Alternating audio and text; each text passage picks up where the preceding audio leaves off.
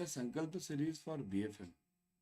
Here we are covering important theory, numericals, and objective questions. We are covering complete BFM topic for all these three aspects. So today we are in risk in foreign trade, chapter number 7. Okay. From yesterday we have started this chapter. So we are covering important definitions over here. Important definitions in the sense complete important theory, which may be asked in the exam. So here we are focusing on ECGC also, foreign trade also, various types of risks also. So today we'll be covering important risks over here. Okay, so let's start. Credit risk. Now, what is the credit risk? See here, always remember, credit risk means relates to the credit worthiness of the buyer, could result in non-payment of the export bills due to any reason like financial crunch, default, insolvency, and anything.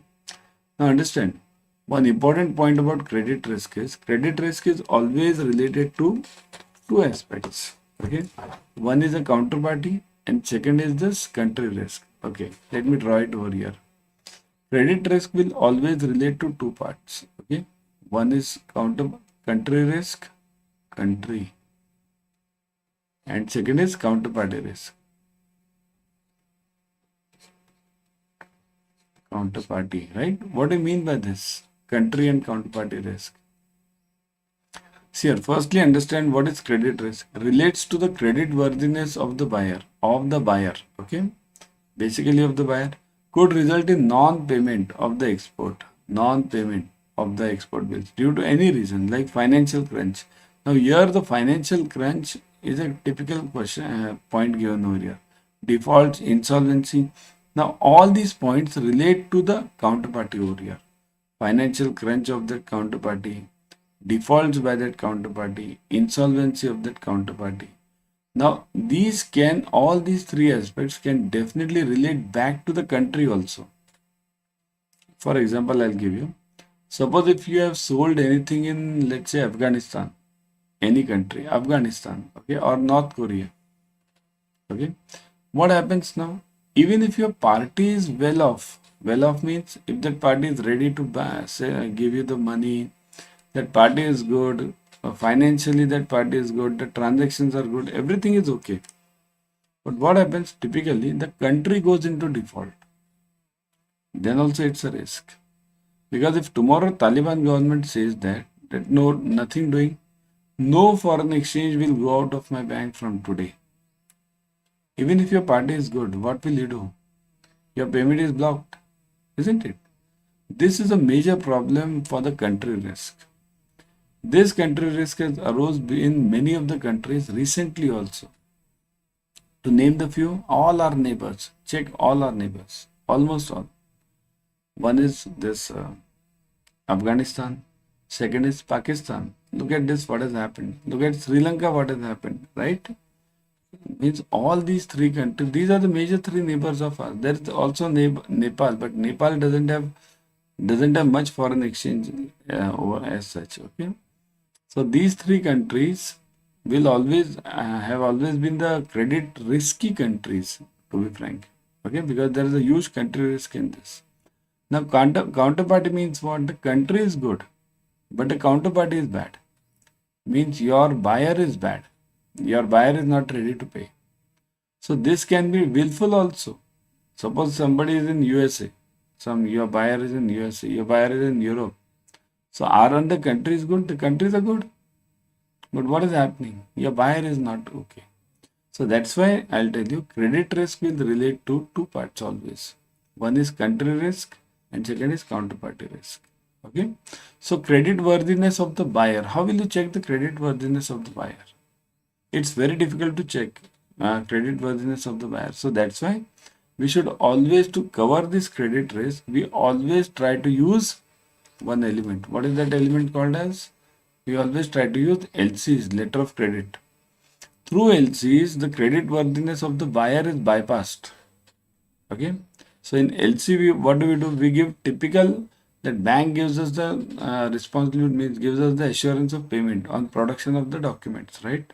So that's why the credit worthiness of the buyer is gone and non-payment of the export bills by the buyer is gone. So typical credit risk is covered by LCs. Okay.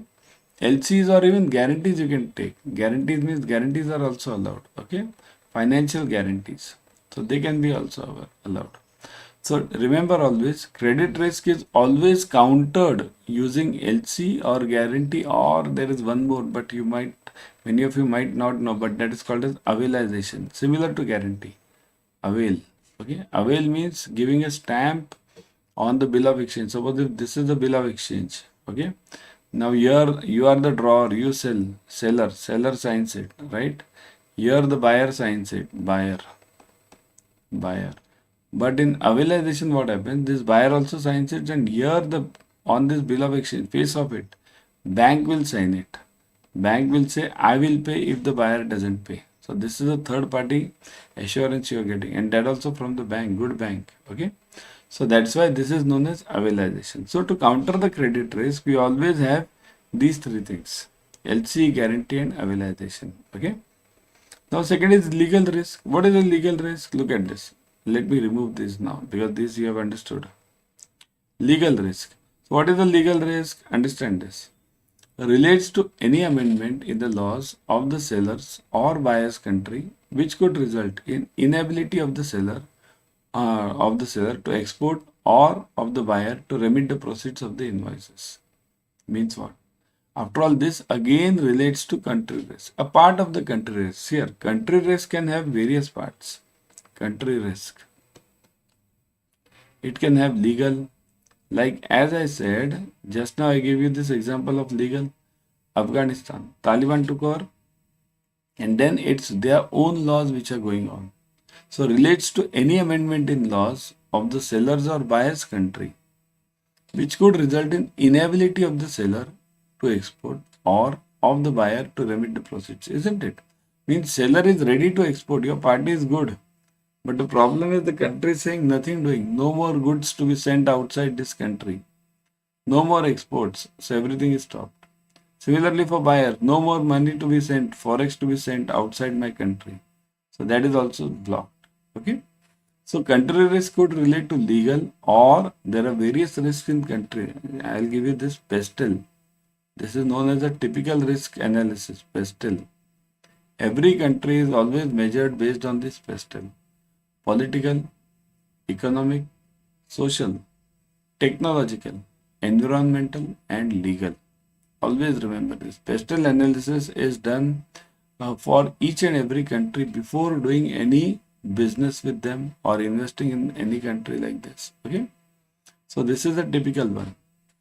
I'll give you one more example in legal risk. Suppose if you go in many of the Middle East countries, the checks which we have, checks in India, checks are typically for how many months? Maximum 3 months, right? Beyond 3 months, you can't use those checks in India. But in some of the Middle East countries like UAE and others, you have those checks which are being used for almost 2 years also. Because that is a legal process, legal system, right? In India, you can take the collateral, right? And nobody stops you. Suppose in some Middle East countries, the collateral is, if it is to be taken, how can you take it if you are a foreign bank over there? You can't take it because there the laws are different regarding the property. So it depends on those laws. Okay, that's why it's called as a legal risk. Means whenever you have to enter any country for doing any business, you have to typically be sure that what are the legal problems in that. Okay. So legal risk continued. This could be due to the embargoes on the countries, ban, restrictions on the export of a particular goods, ban, restriction on remittance of funds to particular country. Now I'll tell you one thing like ban. What is ban or restriction of export? On export. Look at this. Recently, India had banned this import of all these laptops, foreign made laptops. Also export, I'll write it over here. Here, import of laptops was banned by India, right? Import. So this is again a legal risk. Import of laptops. Okay. Similarly, export. We have banned what recently? What have we banned? Can anyone tell me? What is the export which is banned by India now? Recently. Rice, correct. Rice is banned. Second, wheat is banned. Wheat. Okay, wheat is banned. Then third, what is banned? What is India banned? Many of the things are there. Onions have been banned now. Onions. These have been banned. So, these are typical bans which arise within that country, which the country gives these bans. So, embargoes means stoppages on the countries. Ban restrictions on export of a particular goods, ban restriction on remittance of funds. Okay, so funds transfer, like I gave you the example of Taliban, right? So these are typical examples of legal risk. Everyone subscribe to Officers Adda 24/7 YouTube channel. In this channel, you will get the latest updates from IIBF explained. Okay, updates from IIBF are explained over here, latest ones. Okay, so what is the point is, many of the IIBF notifications which come are very difficult to understand by common banker. So they are explained it over here. And second is, you get free YT series, YouTube series. Okay, free. So whatever is free, I would suggest grab it fast, isn't it? Now similarly, see here, right now you are watching BFM YT series. Similarly, you can have the YT series on, you will be having it on ABM, for ABFM, for BRBL, all the 4 subjects by different mentors. Similarly for JIB also you are having it, right? So subscribe to this channel, click on the bell icon, click on the like button, share it with your friends. Do it fast. Because remember, sharing is caring. That is very important. Okay? Country and political risk. Now, what do you mean by this here? Just now we saw some part of the country risk, but again we'll see the political risk now. It relates to the development in the country of the buyer or seller leading to default in export or payment. So developments in the country, developments means these developments are always dynamic, remember, or buyer leading to default in the export or payments. Okay, so developments can be dynamic means, suppose if the government changes in many of the countries, so immediately there are bans, right? Similarly, for example, right now in US, what is happening? They are coming up with the elections, right, in 24. So now the new candidate has told that he'll put a tax on India. Donald Trump, he has told that he'll put a tax on India if he comes to power. What is this? This is the intention of the political risk, right? Some other countries have also done the same. Means China is generally is not a friend of good friend of India. So it always tries to put some taxes, something on Indian goods, right? So these are all political risks. There are also friendly countries as such, like in UAE for India. They are typical friends. They have allowed freely everything. Okay. So relates to the development in the country of the buyer or seller leading to the default in the export or payments. This could be due to uncertainty in laws, right? Uncertainty in laws. Uncertainty in financial position of the countries. Remember, financial position of the countries. This is typical. Okay. Discordant relationship between the countries or fluid political situation. So discordant relationship between the countries means friends and foes, means going against each other. Okay, discordant means cross relationship. And fluid political situation. Fluid means what? Like if you see this fluid political situation, I'll give you a typical example. In many countries, like for example, in this Israel, if you check Israel country, they have so many elections. Every 7 months, they are nowadays having the elections, and the government changes. So that is fluid situation. If you go typically in South African countries, typically their government changes every now and then. So that is fluid political situation. Okay. So fluid means what? Very fragile political situation, right? So developments, uncertainties in law, financial position of the countries, and discordant relationships. These are the typical risks. Okay, let me come to few more. Countries' weak forex reserves position could lead to the shortage of foreign exchange or inability to buy foreign exchange, resulting in externalization issues. Now, this is a typical and this needs explanation. Weak forex reserves. Okay. Okay, just tell me one thing. We'll compare. We are neighbors over here, India and Pakistan. We'll compare India and Pakistan. Okay. So now, India will say Bharat now. India is not India. We should say Bharat now because how can a country have two names, isn't it? So Bharat. Okay. So now, let's say in Bharat, what happens? Countries weak forex reserves. Look at this point. Huh? Right now, what are the forex reserves of India? Anyone knows? Anyone idea? Any idea? It is 600 plus billion. 600 plus billion. Okay. 600 plus billion. What are the forex reserves of Pakistan? Roughly 7 to 8 billion. 7 to 8 billion. Where is 600? Where is 7 to 8? So this is known as weak forex reserves. World Bank says here every time World Bank has given, and in fact IMF has given a simple rule. IMF says that which country is stable country? Which country do we call it as stable country? The stable country definition they have given, any country whose forex reserves are sufficient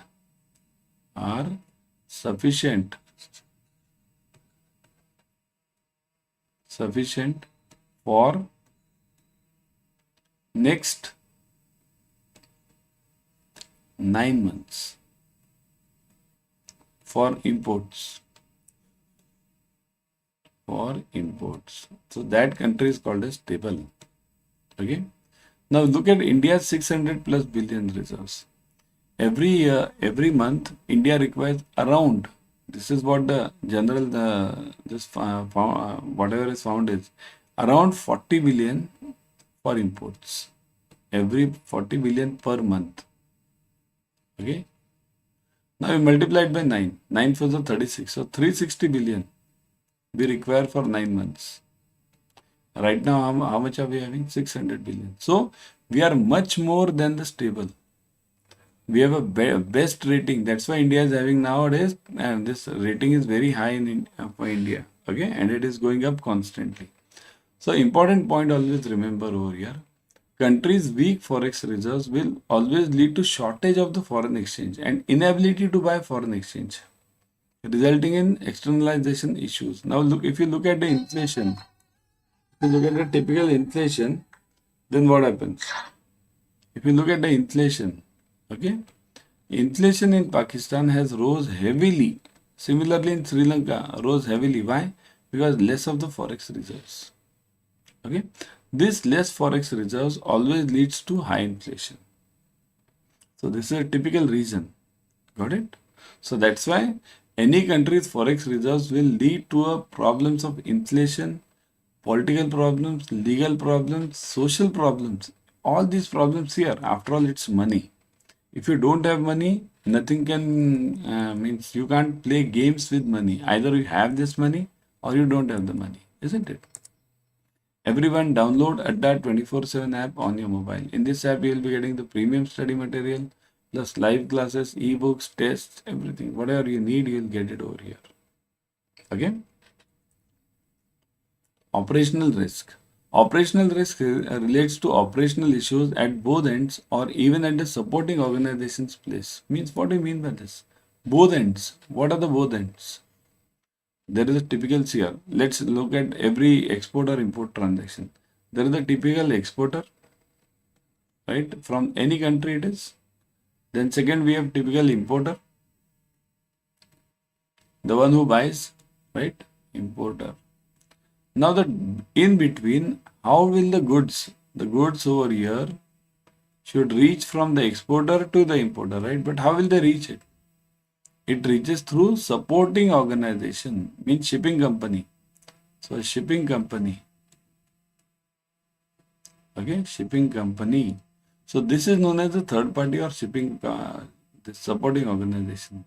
Relates to the operational issues at both ends or even at the supporting organization's place. Means if the exporter is having some problem, then that exporter won't be able to ship the goods. If the importer is having the problem, the importer won't be able to give the funds, right? funds back because funds should be received from importer. So importer won't be able to give the funds, right?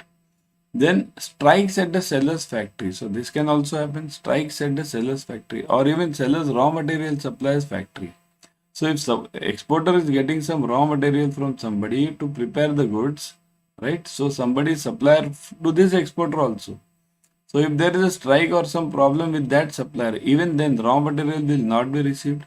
So exporter won't be able to export, manufacture and export. Then this raw materials suppliers, transporters or loaders or banks or clearing agents anywhere. Even if there is a strike in the shipping company, there is typical strike over here, then also it's gone. You can't do anything in that case. So that's why operational risk relates to in any ways if you can't give the service. It can be due to strike, it can be due to dacoity, it can be due to terrorist attack, it can be due to floods, anything. Okay. Similarly, operational breakdowns or failures of systems, connectivity and communication, disruptions, commotions and other strikes or errors of by operating staff could lead to non-shipment or delay in shipment, shipment of defective or damaged goods, delays in making payments or receiving payments. So anything which relates to the stoppage of any transaction. So what are the transactions over here? Look at this. Failures of systems, connectivity, communication. So if there is no communication, how can you communicate with that guy in USA? Okay. Disruptions, commotions and other strikes, errors by operating staff. Errors by operating staff is also an important part. Huh? Error of commission and omission. We have this. We had this in your JIB, right? So these errors can also lead to huge problems. Could lead to non-shipment, right? Delay in shipment, shipment of defective or damaged goods, delay in making payments. Here, delay in making payments, when does it happen? Suppose if the documents received by the buyer or the exporter are defective, documents are defective, or under the LC, the issuing bank receives the documents and those documents are with errors. So that issuing bank won't pay. So that will lead to the delay in payments. That is also a problem over here. So delays in making payments, receiving the payments, everything. So what a operational risk typically, as I told you, relates to if I can't service the customer, whatever service I am giving, then I am at an operational risk. Sankalpa batch, look at this. Before going, everyone join the Sankalpa batch ASAP. It is starting on September 4th. Okay, ABM, BFM, ABFM, BRBL, all the 4 subjects are covered. Numericals, objective questions, case studies. You can join the Mahapack also, Mahapack 2.0. In this Mahapack, you are getting live classes, video courses, then ebooks, test series, mini and Maha marathons, practice papers, doubt sessions. 10 to 15 batches per subject you are getting. And right now the offers are going on. Huge offers. Let me show you. Go to Adda 24/7. Hold on. Yeah. Let's go to Adda 24/7. Yeah. If you are having the app, I would always suggest you to go through the app. In the app, you are getting 1% extra using the coin systems. Okay. Because as you go on purchasing on the coins give you huge discounts over there. So let's go to Adda 24/7 over here. Look at this. Done. Now click on JIB and CIB over here. Click on JIB and CIB. Done. Click on CAIIB November. See this. CAIIB November clicked. Now you will see this Sankalpa batch. Click on this Sankalpa batch. See here, starting from September 4th, so fresh batch. You are not losing on anything, any lecture. We are having the recorded videos also. 300 hours of online live classes, 59 test series, 65 ebooks.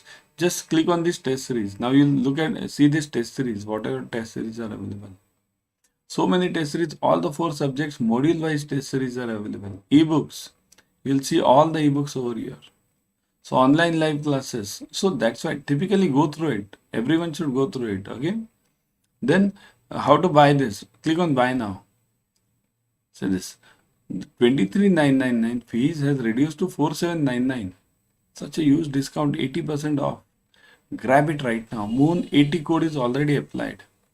Okay, you can go for this Mahapack also. In Mahapack, what happens if you check the Mahapack? Say the JIB CIB Mahapack. Click on the JIB CIB Mahapack. Click on the CIB Mahapack. Okay. Here you will see again 500 hours of online live classes, test series, ebooks, videos. Again, click on those. Any of these you click it, you get all these videos. You can check the ebooks, you can check the test series. Okay. Then buy now. Click on buy now. Look at this. Buy now 36837 now reduces to this 7367. 80% off, and look at this validity. Validity is double, 6 plus 6 months, double validity. You don't get these offers every now and then. So typically I would suggest go for this batch right now. It's starting on September 4th. Fresh batch. You're getting the recorded videos also. I'll be back tomorrow with other series. Till then, bye. Keep studying.